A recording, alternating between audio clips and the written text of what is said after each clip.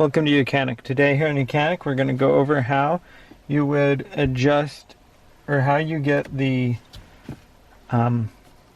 shifter select out of park if you need to tow it or whatnot, if the battery was dead or if you've lost the key but you're able to just get into the car. So you need a screwdriver of sorts to just pop this little cover off, and once that cover's off you now can take a screwdriver and push this little switch down or your key, alright, and then that way you can put the car into neutral to be able to get it towed up or to push it where you need it to go. And then, you know, because if the ignition switch itself went bad and so you can't get it to turn on and push the brake and you can't get it, that's how you can release it. This is the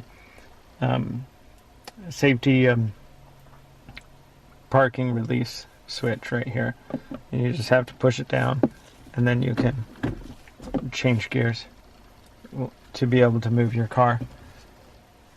And then